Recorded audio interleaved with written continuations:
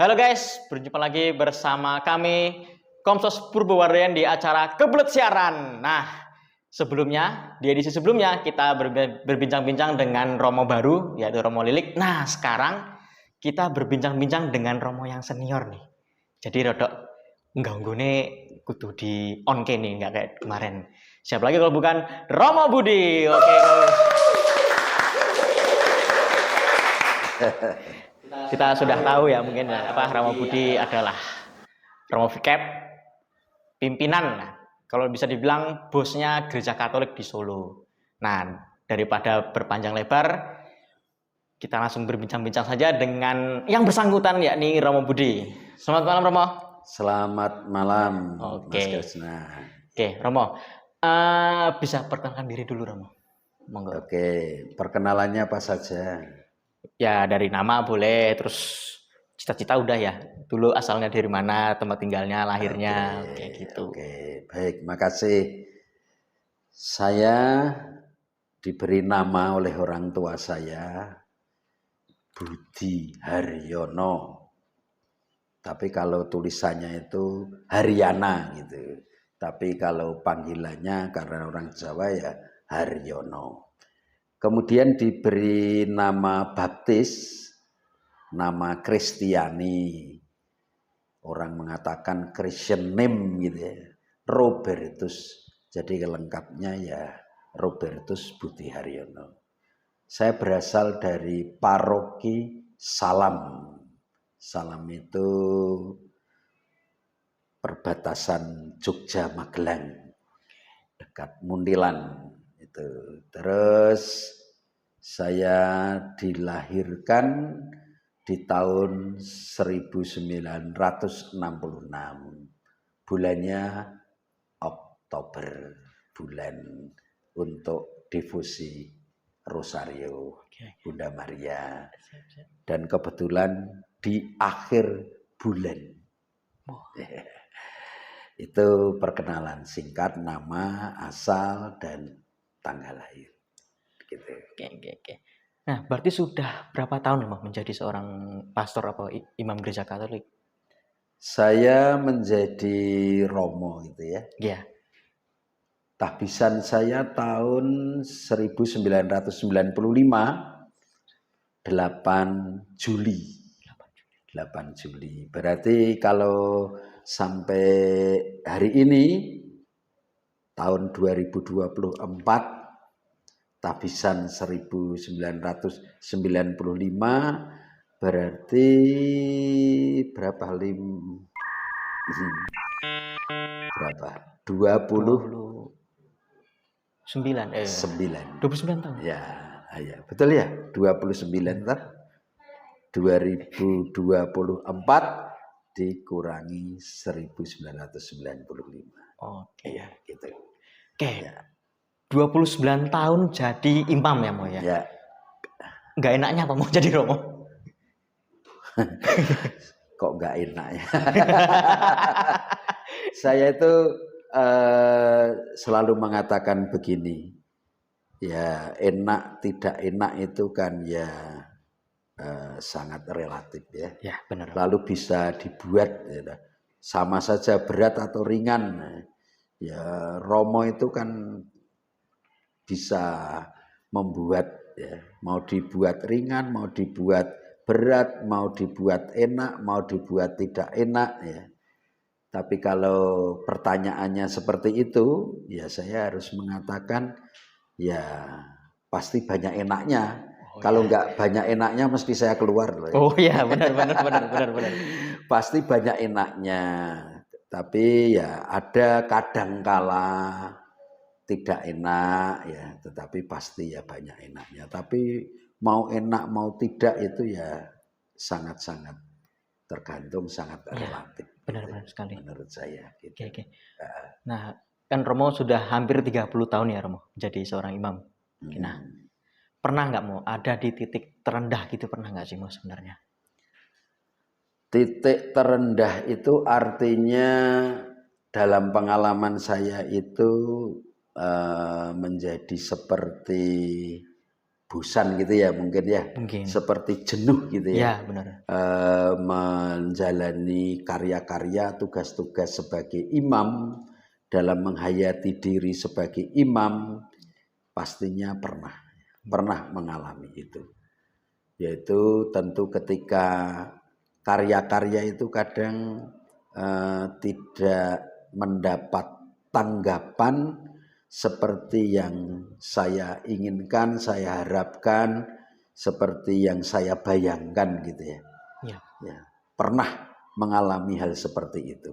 Kalau itu mau dikatakan ya titik rendah itu artinya menurut saya kejenuhan ya. Iya. Kejenuhan, kebosanan ya ketika karya-karya itu tidak mendapat tanggapan ya. Tidak mendapat tanggapan, tidak sesuai dengan yang saya pikirkan, saya harapkan gitu. Dan itu berapa kali pernah merasakan?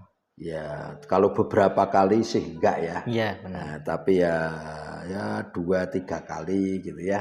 Oh. Pernah mengalami seperti itu. Tentu dengan waktu yang berbeda-beda ya. Dan juga apa istilahnya apa ya mau dikatakan, kalau mau berat, bosan berat, males berat, atau ringan atau biasa-biasa saja, tentu tidak selalu sama pengalamannya itu. Oke. Nah, denger-denger nih Mo, nah bisa klarifikasi nih, Romo tuh pernah tugas di Papua ya Mo ya? Pernah. Nah itu ngapain di sana Mo? Dan kenapa bisa sampai sana gitu? Apakah memang dulu Bapak Uskup mendika kayak gitu, apa pengen kayak gitu, atau memang Romo mau sendiri saya bersedia gitu, atau bagaimana Romo? Oh ya. Nah ini malah saya tanyakan, ini mau saya sampaikan semuanya, pernah berkarya di mana-mana atau cukup yang Papua saja? Semuanya boleh, tapi disingkat semuanya aja. Boleh, ya, singkat ya. Ya. Tapi nanti yang di Papua terlebih ya. Riwayat karya, ya, artinya benar. tempat dan berapa lamanya bisa saya urutkan ya. Tabisan 1995. Ya. 8 Juli habis tabisan saya tugas di Paroki Perumasan Sendang Sono yang berlindung pada Santa Perawan Maria Lourdes gitu ya. Tuh. Nah, itu 4 tahun, 95 sampai 99. Lalu 99 sampai tahun 2003, berarti 4 tahun juga. Nah itu saya bermisi sebagai misionaris domestik di Keuskupan Manokwari Sorong. Lalu saya di Manokwari di sebuah paroki yang namanya paroki waktu itu Masni gitu ya. Itu dataran Pravi, dataran di Manokwari daerah transmigrasi. Kemudian 2023 ya. 2003 ya. 2003 sorry. Pulang kemudian sebentar di paroki katedral sebagai vikaris paroki sampai 2004 Juni pindah ke paroki Tanah Mas untuk mengawali paroki baru sebagai romo paroki. Di Tanah Mas sampai 2007 kemudian saya pindah di paroki Jombor Klaten. Di situ sampai 2012 awal.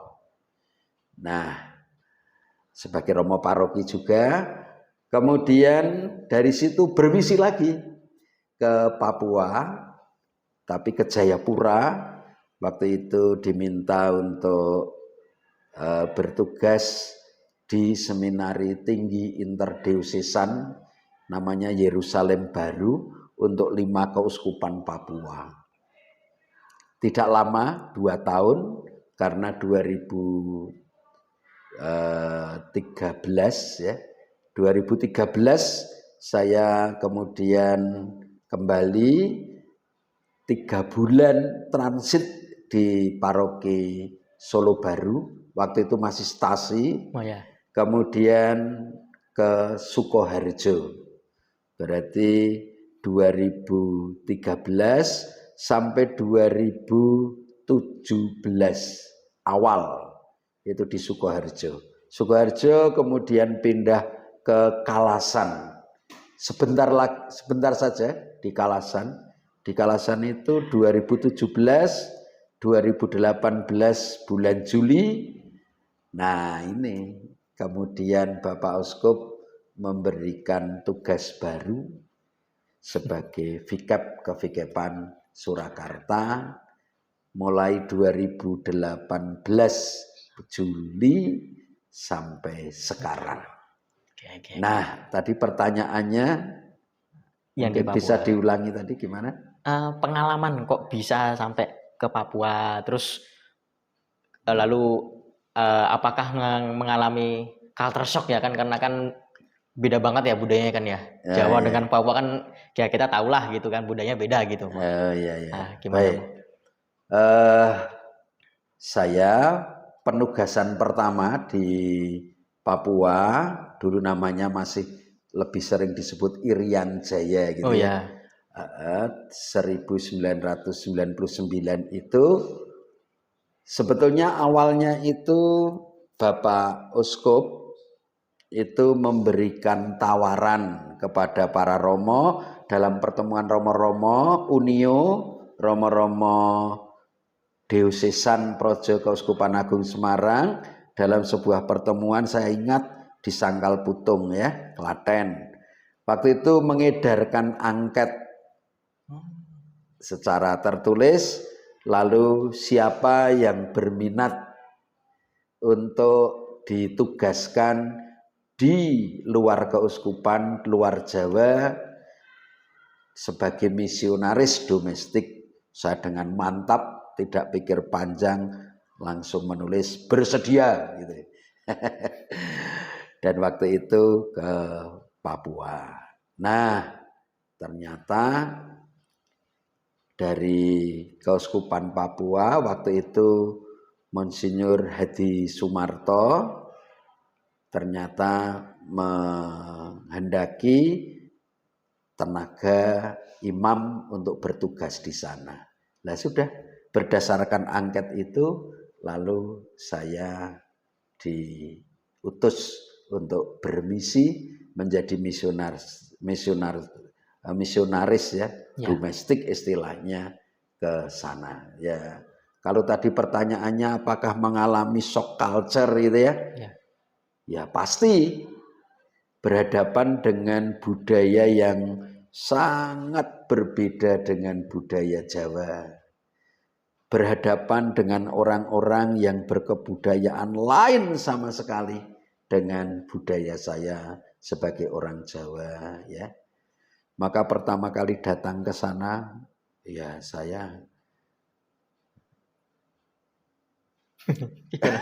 bingung sendiri ya. Ini gitu? Mau apa ini ya? Ya, berhadapan itu ya.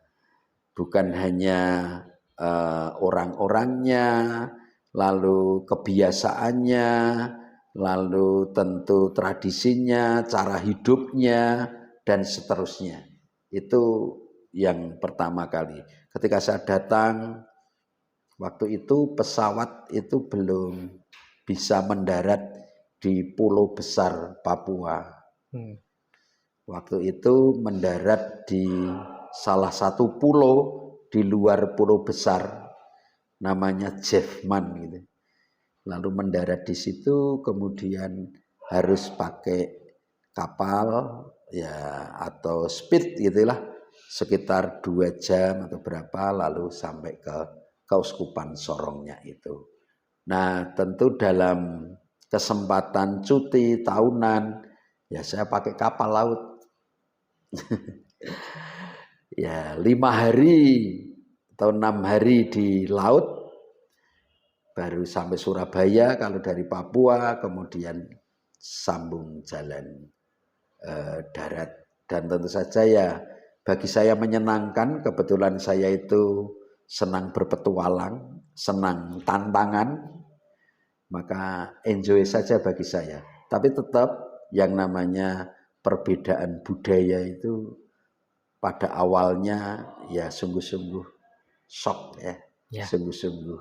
Tapi ya untung saya cepat untuk bisa menyesuaikan, beradaptasi. Ya. Nah, apalagi ketika perutusan yang kedua di Seminari Tinggi Interdiosesan 5 Keuskupan Papua Jayapura ya.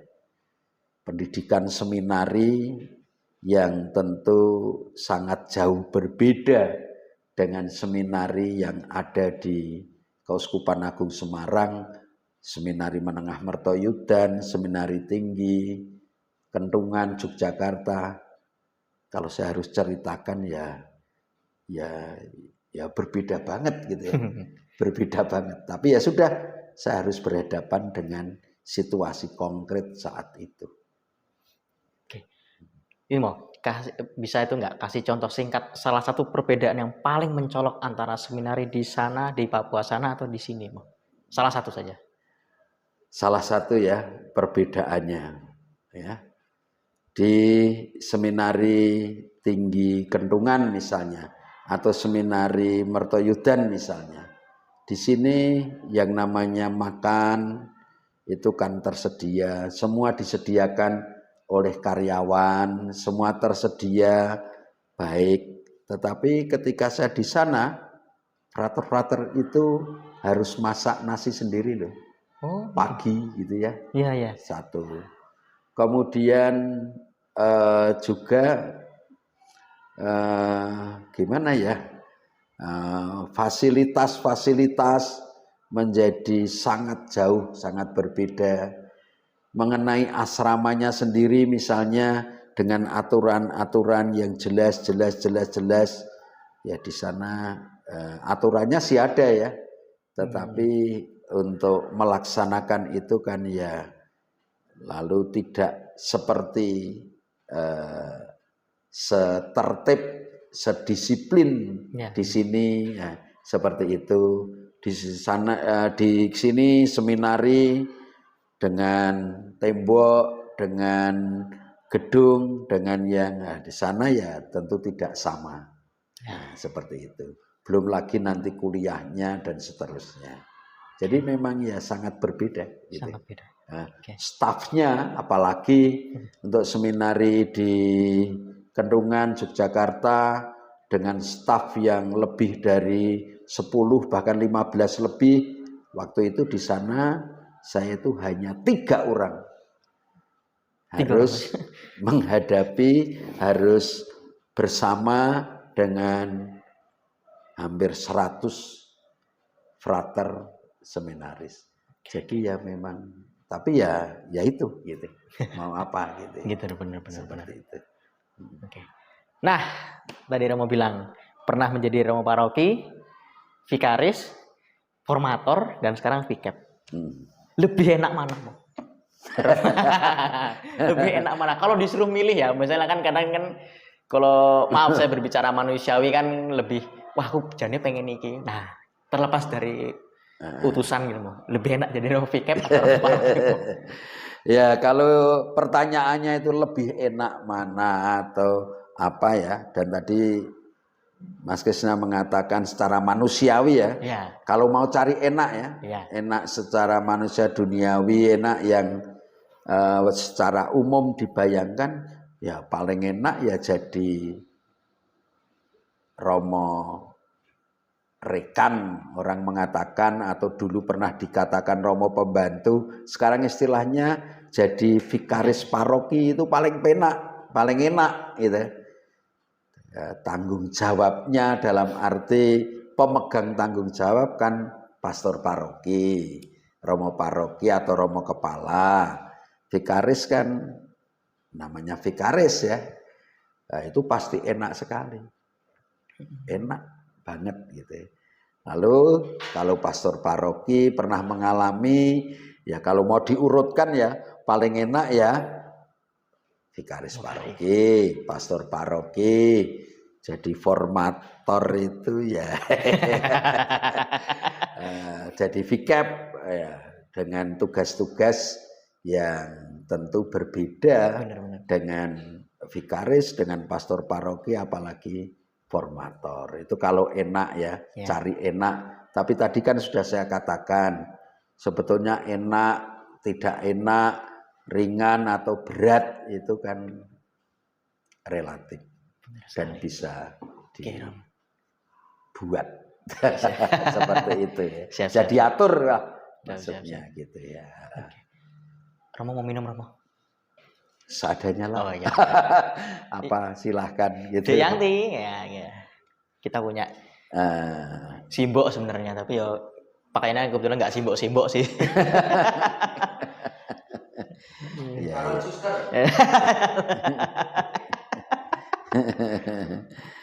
ya.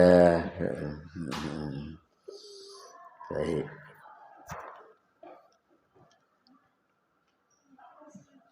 Iya.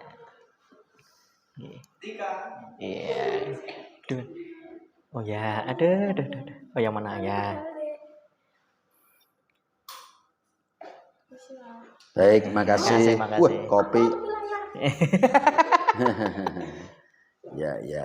Oke, siap, Ya, siap. makasih. Ya. Oke. Langsung minum ya. Langsung minum saja, Mo. Nggak direm. Oh, miso. Pahit mah kayak masa kelamku mau. Oh ya Romo. Oke, ya.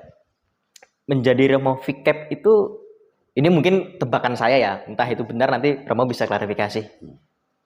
Otomatis juga bikin kebijakan ya Mo ya. Entah itu untuk ke-VCAP-an atau untuk Romo-Romo. Nah itu pernah ditentang nggak Mo? Maksudnya mungkin sesama Romo pun pernah, wah aku jane ra setuju. Pernah nggak sih Mo? Ya pernah lah. Bukan hanya VCAP ya. Pastor paroki pun ya pernah ya. Ya mungkin istilahnya tidak ditentang ya. Istilahnya mungkin dalam pembicaraan, dalam rembugan, dalam diskusi pasti ada yang boleh katakan memberi masukan-masukan ya. Yang lain atau mungkin tidak setuju. Bagi saya hal seperti itu ya wajar-wajar saja toh. Dan bagi saya justru baiknya harus begitu gitu ya. Ketika ada kebijakan tertentu, mungkin kebijakan bukan saya yang membuat. Sebagai VCAP atau sebagai pastor paroki, itu kebijakan dari keuskupan yang harus saya sampaikan, yang harus saya sosialisasikan ke romo-romo paroki, ke paroki, ke vikaris paroki, kemudian ada 1-2 mungkin menyampaikan keberatan ya, mungkin tidak setuju sih enggak ya, keberatan atau tidak setuju sekalipun gitu ya, yaitu tentu saja menjadi hal yang sangat lumrah, sangat wajar. Nah kalau terjadi seperti itu, tentu saja ya pertama harus didengarkan. Bagi saya didengarkan itu ya keberatannya apa, harus didengarkan apa yang dipikirkan, harus didengarkan mungkin justru memberikan solusi ya, itu penting bagi saya.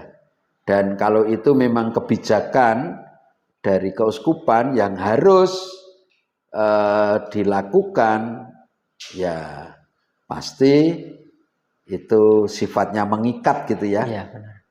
Maka ya tentu minta supaya dilakukan. Kalau tidak pun keberatan-keberatan itu harus disampaikan lalu ke keuskupan.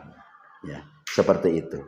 Jadi intinya bahwa ada yang keberatan atau tidak setuju atau istilahnya tadi menentang, bagi saya hal yang wajar. Dan itu menjadi ya semacam apa ya, dinamika lah. Dan bagi saya ketika itu untuk mengambil sebuah kebijakan, justru nanti kebijakannya itu lebih bagus bagi saya.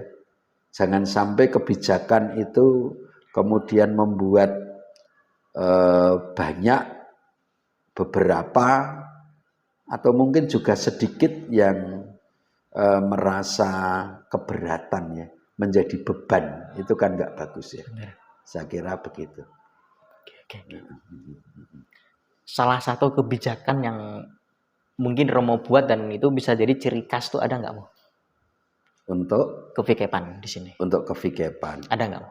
Contoh konkret ya. Ya. Tentu itu bukan saya. Oh, okay. Tetapi dalam pembicaraan di Dewan Pastoral Kevikepan harian misalnya, itu pun hasil rembugan dari beberapa komisi yang sekarang ini menjadi namanya rumpun, komisi rumpun formasio iman gitu ya, yang terdiri dari komisi kateketik misalnya, atau dan komisi karya kerasulan misioner, komisi keluarga, komisi kepemudaan, komsos ya.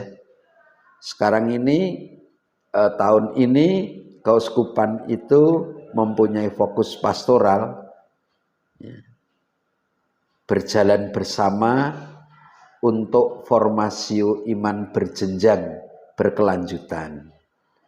Nah, kevikepan Surakarta itu mau dibilang apa ya?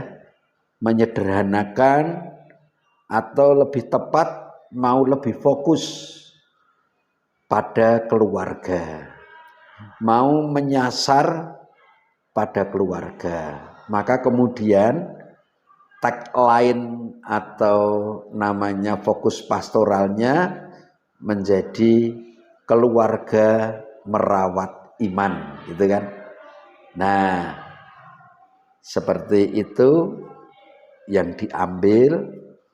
Nah, memang tidak meninggalkan tentu saja fokus pastoral keuskupan ya, yang mau sungguh memperhatikan fokus pada setiap jenjang dari formasio iman itu, mulai dari piut, piapir, kemudian piyom, piyot, piyul gitu. Dari usia dini, usia anak, remaja, orang muda, dewasa, usia lanjut gitu. Semua tetap diperhatikan ya. Nah, ini tadi ini ada fokus yang lebih mengerucut, lebih memberi tekanan pada keluarga ya. Nah, ini salah satu tadi yang ditanyakan, kebijakan yang diambil gitu. Ya. Lalu disampaikan, disosialisasikan ke paroki. Siap. Oke. Nah, tadi lagi Romo Vikep, berarti kan Romo ya secara nggak langsung kalau kita ngomong kasarnya pimpinan ya mau di kevikepan di Surakarta. Itu udah nggak sih mau Romo mungkin yang bisa dibilang nakal dalam tanda kutip ya, kayak mungkin membangkang, misal jenengan bikin kebijakan ini tidak dituruti, males-malesan gitu apa, lagi kebijakan apa tuh gitu, ada nggak sih mau sebenarnya? Ya ada lah. Ada ya? Pasti ada. Pasti gitu. ada. Dan masih bertugas di sini, Bang. Wah ya, soal bertugas di sini atau di mana itu urusannya Bapak Uskop. Oh ya. Saya tidak menentukan apapun gitu ya. Ya. Oke. Lalu apa? Ada pertanyaan misalnya berhadapan dengan Romo. Ya. Gimana? Oke. Baik, kebetulan saya itu tadi menyiapkan ya. Pertanyaannya itu kan mengarah kepada tugas-tugas vikep gitu ya. Jadi ada urean tugas atau urean pekerjaan ya, atau sering disebut job desk gitu ya. Ada memang secara khusus yang menyebutkan bahwa Romo Vikep itu bertanggung jawab terhadap imam-imam, yaitu Romo Vikep sebagai disebutkan ordinaris wilayah itu ya. Nah, di situ disebutkan bahwa Romo Vikep itu ya memastikan bahwa kebijakan keuskupan seperti tadi sudah saya katakan loh ya, itu disosialisasikan dan diwujud nyatakan dalam program kerja paroki di wilayah Kevikepan Surakarta, dan tetap mengakomodir, tetap memperhatikan kekasan dari paroki. Itu penting. Kemudian juga yang kedua, sebagai ordinaris wilayah itu memberikan pelayanan administratif, sakramental, harta benda, dan seterusnya. Kemudian memastikan bahwa pengelolaan keuangan di wilayah Kevikepan itu dilaksanakan sesuai pedoman yang berlaku. Jadi kalau mau omong tentang tugas, kewenangan, maka sebetulnya saya sebagai Vikep itu istilahnya di sini itu harus memastikan loh ya, bahwa kebijakan dilakukan di paroki. Kebijakan dalam banyak hal, pengelolaan harta benda misalnya, pengelolaan keuangan terlebih, dan juga kebijakan-kebijakan yang sifatnya mendasar dan mengikat. Kemudian memastikan bahwa ini tadi pertanyaannya terkait dengan imam-imam. Memastikan bahwa para imam dan anggota tarekat, bukan hanya imam paroki ya, romo paroki ya, romo yang di luar tugas paroki, komunitas, lembaga karya, suster, bruder, dikatakan di situ ya, memastikan bahwa para imam dan anggota tarekat yang ada di wilayah Kevikepan mendapat pendampingan pastoral dan spiritual yang cukup. Artinya, ya kalau memang ada romo yang tadi istilahnya ya, istilahnya nakal gitu ya, ya saya punya kewenangan juga di situ sebagai ordinaris wilayah. Ya apalagi Vikep adalah anggota yang namanya tim personalia. Jadi memang punya kewenangan. Jadi kalau ada romo nakal, romo Vikep menegur, itu menjadi salah satu kewenangan loh ya. Dan itu tugasnya. Ini adalah wujud dari tugas pendampingan Vikep terhadap. Bahkan dalam hal ini diberikan indikatornya, para elok gitu ya. Jadi tugas-tugas job desk seperti itu terlaksana, dilakukan atau tidak, indikasinya apa? Gitu ya. Misalnya saya sebut, pertemuan berkala dengan para imam di Kevikepan. Kunjungan rutin ke pastoran, biara yang ada di wilayah Kevikepan teritori. Lalu ini juga disebut ada koordinasi pelaksanaan OGF. OGF itu ongoing formation, bina lanjut. Bahkan memikirkan itu untuk para imam. Dan ini yang terakhir, penanganan kasus-kasus personal maupun pastoral. Maka sebetulnya ya, tapi ya ini tidak mudah gitu ya. Ini tidak mudah. Tetapi ya sekali lagi kalau omong itu menyangkut kewenangan, menyangkut tugas, ya memang ada di situ. Ya, masih ada beberapa ya tugas-tugas sebagai Vikep yang memang harus dilakukan. Gitu ya. Oke, siap. Wah, berarti Romo ya Nyadari nggak nyekel saya ini nyekel Solo ini menyadarimu ya. Saya nyekel romo-romo di Solo gitu. Hah? Ya kudu patuh karo aku ngono. Nah, Enggak ya. mau. Ya, saya mengupayakan. Pokoknya romo-romo ke on the track gitu aja lah, gitu ya. Ya tentu saja semua itu harus dipahami sebagai vikep. Tugas utamanya ditulis itu nomor pertama adalah representasi uskup di tengah gereja dan masyarakat. Artinya pula yang menghadirkan ya Bapak Uskup dengan kewenangan tugas ya sesuai dengan yang didelegasikan, diberikan seperti itu. Ya, Oke. itu penting ya. Saya tentu hanya membantu Bapak Uskup, itu yang paling pokok atau yang perlu disadari. Siap. Gitu. Wah, petinggi di Solo nih. Nah, kalau ngomong gaji mau, kan kalau kayak saya karyawan swasta kan digaji. Kalau biasanya semakin tinggi jabatannya semakin tinggi gajinya. Nah Romo, semakin tinggi jabatannya semakin tinggi nggak mau uang sakunya? Ya ini yang mungkin kebanyakan umat pun mungkin belum tahu ya. Ya. Apalagi masyarakat. Saya pernah kok waktu di Papua itu ditanya oleh seorang pendeta gitu. Kebetulan ibu-ibu ini pendetanya ini ya. Tanya, "Pastor, gajinya berapa sih?" Nah, saya bilang, kami itu nggak ada gaji. Waktu itu, jujur ya, uang saku saya itu 150.000. Tahun berapa itu? Tahun berapa? Tadi 1995. Wah.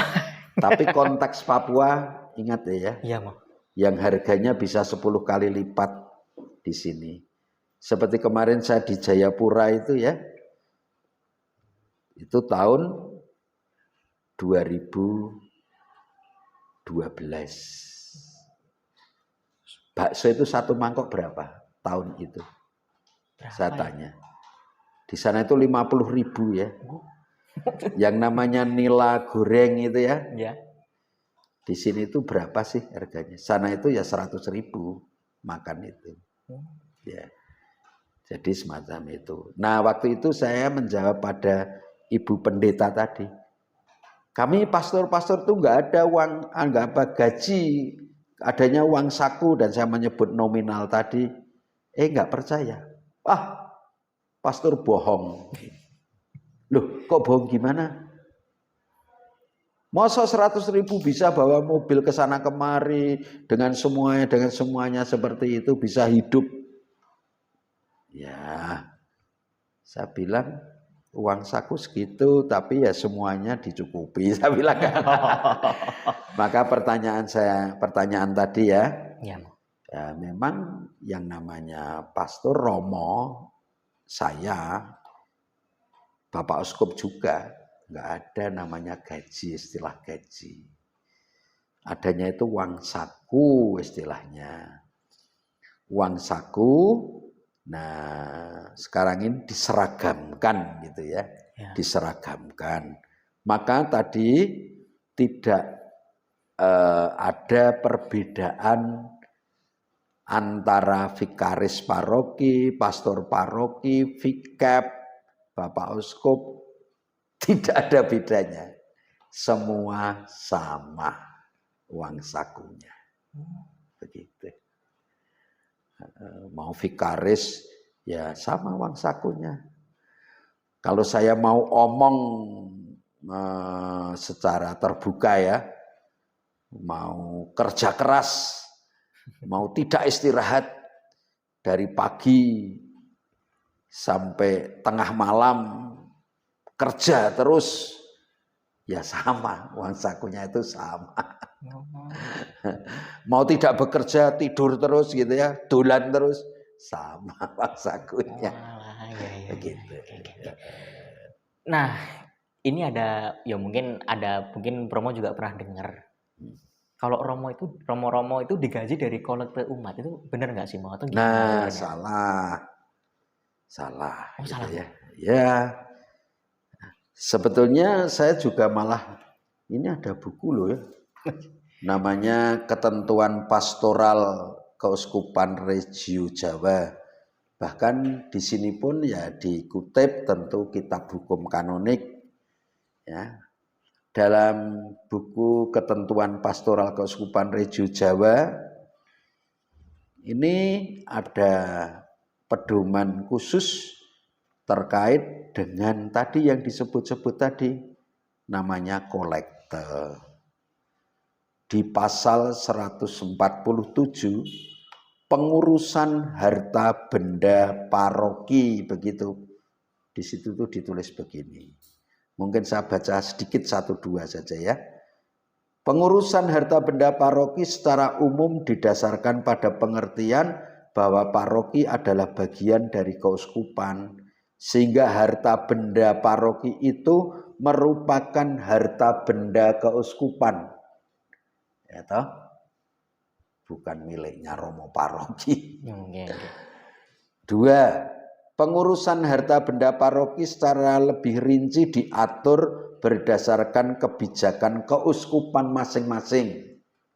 Tetapi hampir sama. Apalagi kalau sudah dibuat ketentuan untuk keuskupan Regio Jawa. Berarti keuskupan yang ada di Pulau Jawa, biasanya tambah ada yang Lampung, tambah dan seterusnya. Itu ya tentu berlaku sama ya. 3, nah ini disebut kolekte. Prinsip pengurusan harta benda paroki adalah sebagai berikut. A. Paroki memperoleh harta bendanya melalui antara lain kolekte dan persembahan. Persembahan itu seperti di paroki pada umumnya ya melalui amplop persembahan bulanan per keluarga itu ya. 2, pemberian melalui hibah atau warisan atau wasiat. Mau hibah tanah, mau hibah apa gitu ya. Yang ketiga, hasil usaha-usaha lain yang baik dan disetujui oleh uskup setempat atau diosesan. Nah, seperti itu. Nah, ini kepemilikan harta benda paroki. Diatasnamakan badan hukum paroki atau keuskupan. Badan hukum paroki itu namanya PGPM. Pengurus gereja dan papa miskin itu ya. Mama miskin nggak ada. Papa miskin ya. Ya, seperti itu. Dan seterusnya. Nah, tentang kolekte itu tadi toh. Ya.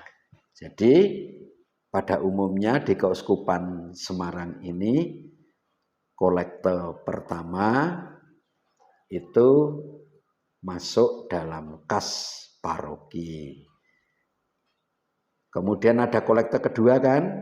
Kolekte kedua itu bisa diintensikan terserah paroki atas persetujuan Bapak Uskup tentu. Tapi ya pada umumnya diintensikan dimaksudkan untuk pembangunan. Padahal tidak harus itu juga. Nah, kolekte itu ada 12 atau 13 kesempatan kolekte itu sebagai kolekte khusus.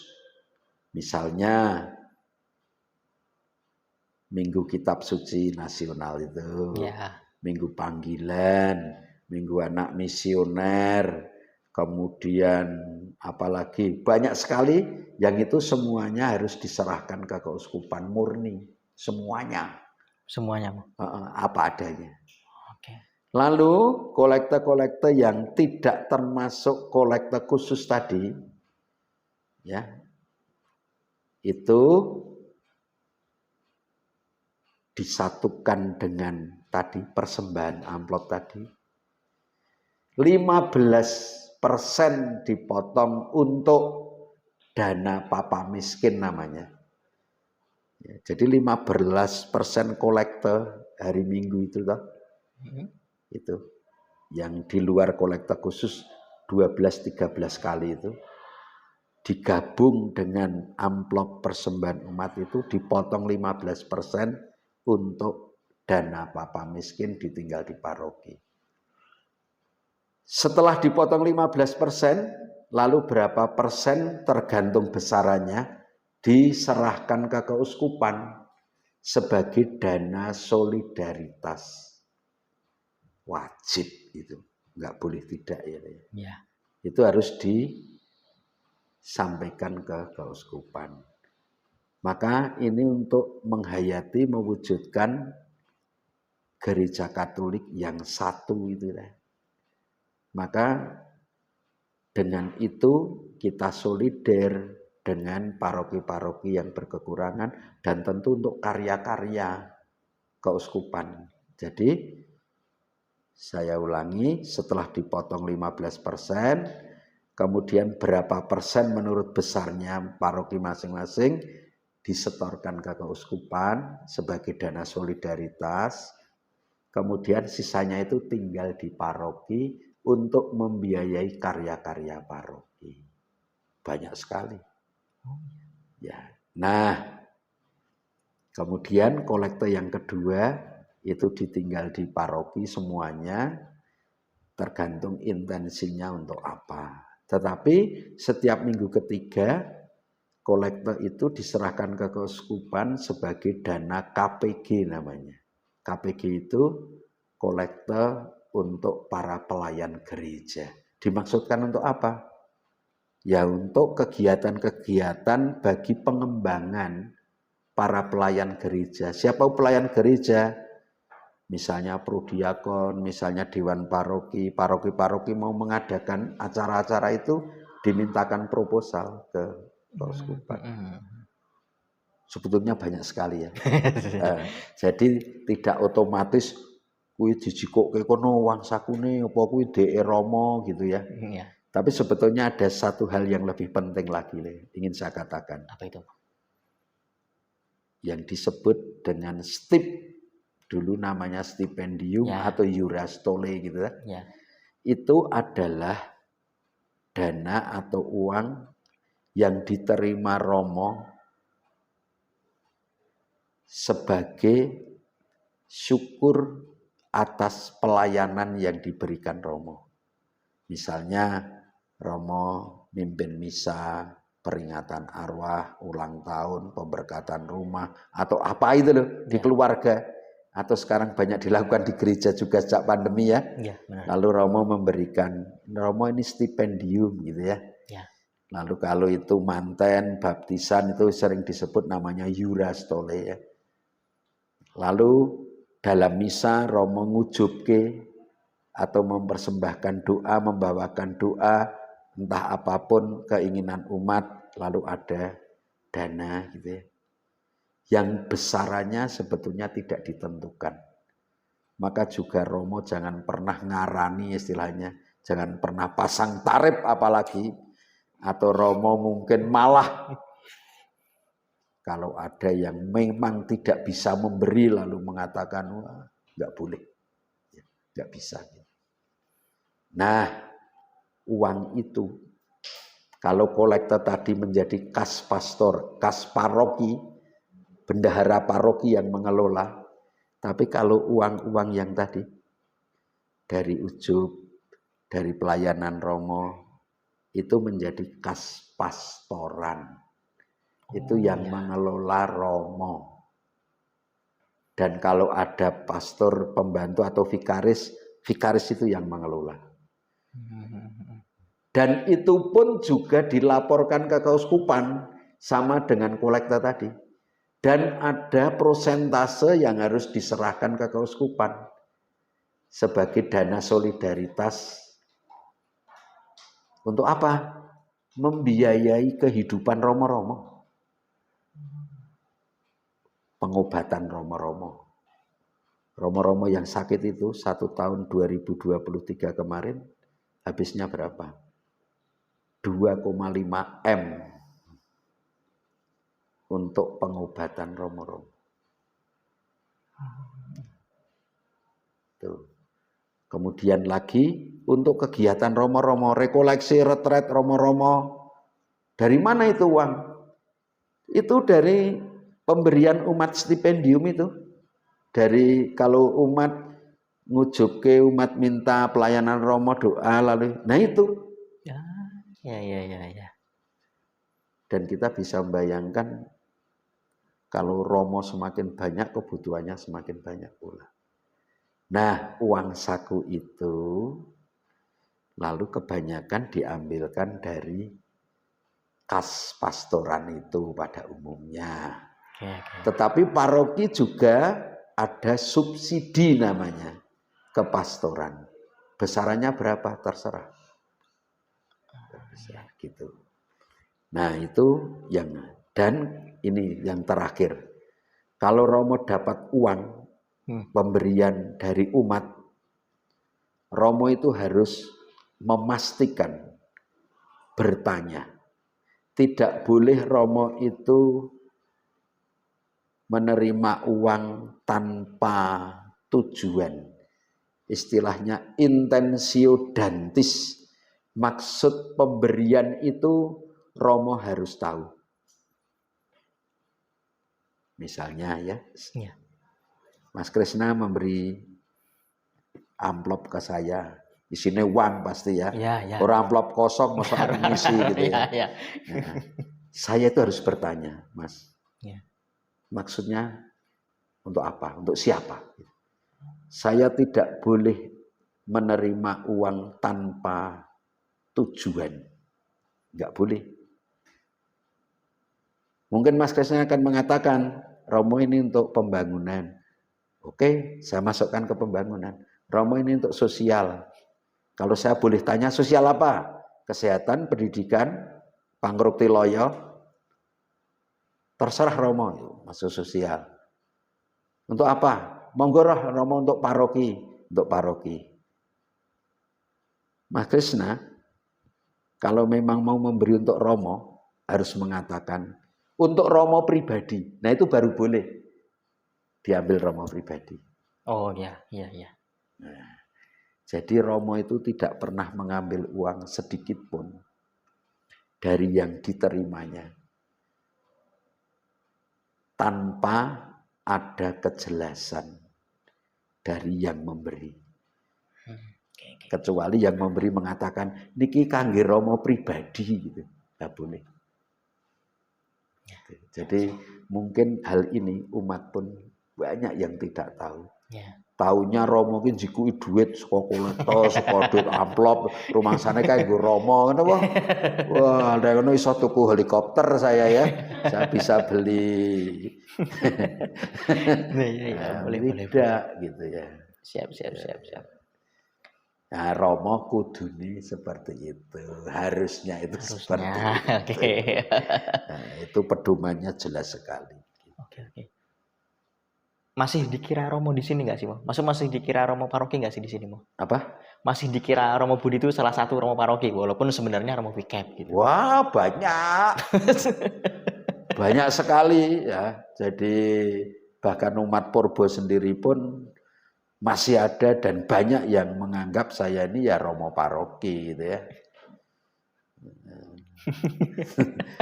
Karena Romo Vikep lepas dari Romo paroki atau sebagai Romo paroki kan mulai periode saya jadi Vikep ya, mulai 2018 itu maka Romo Vikep dilepaskan atau dibebaskan dari tugas sebagai Romo paroki. Sebelumnya kan merangkap gitu. Jadi ya maklum ya, saya paham kalau Romo Vikep dianggap sebagai Romo paroki. Maka kalau ada umat minta, Romo saya mau minta pemberkatan jenazah, Romo paroki, saya bilang gitu. Saya bukan Romo paroki. Kecuali Romo paroki nggak bisa. Kecuali umat itu memang minta ke saya gitu. Ya itu lain perkara. Oke, siap. Boleh saja. Oke, siap. Keren. Ya, saya pernah ngomong. Oke, wah cukup panjang ya, cukup banyak perbincangan. Nah ini mau sebagai closing statement. Minta kata-kata penutup dari Romo. Terserah untuk penonton atau umat yang nanti melihat tayangan ini. Nah, baik. Pertama, terima kasih ya Iya. untuk acara seperti ini supaya bisa memberikan pemahaman yang lebih luas, yang benar ya tentang Romo, tentang gereja, tentang paroki secara khusus dan banyak hal ya itu. Maka terima kasih sekali. Yang kedua, karena ini tadi yang disampaikan, yang ditanyakan juga banyak terkait dengan tugas sebagai Romo gitu ya. Maka saya mengajak semua saja yang menyaksikan, yang melihat acara ini supaya ya berdoalah untuk para Romo, untuk kami ya. Karena memang tugas-tugasnya banyak dan tentu saja tantangannya juga banyak, berbeda satu tempat dengan tempat yang lain. Ya kita saling mendoakan ya, karena sama-sama mengadakan ya. Imam itu ada juga karena umat, maka dikatakan imam itu ya butuh umat, umat ya butuh imam, maka sama-sama untuk mendukung, sama-sama untuk saling mendoakan. Dan semoga yang saya sampaikan ini tidak membuat takut. Terlebih untuk teman-teman muda ya. Ya, mari teman-teman muda yang sungguh merasa punya ketertarikan untuk menjadi pelayan gereja lebih penuh dengan menjadi imam, mari tanggapi. Jangan takut. Jangan takut ya, jangan takut. Saya kira itu saja. Terima kasih untuk semuanya. Mas Krisna, terima Siap, kasih. thank you Romo. Ya. Keren banget. Oke, keren banget. Itu tadi obrolan singkat, padat, jelas dengan Romo Vikep kita, yaitu Romo Budi. Semoga apa yang disampaikan oleh Romo Budi tadi bisa menginspirasi, bisa menambah wawasan Anda semua terkait Gereja Katolik, terkhusus juga tugas-tugas Romo dan terkhusus juga Romo Vikep maupun Romo Paroki. Oke, sampai jumpa di edisi Kebelet Siaran selanjutnya. See you. Terima kasih.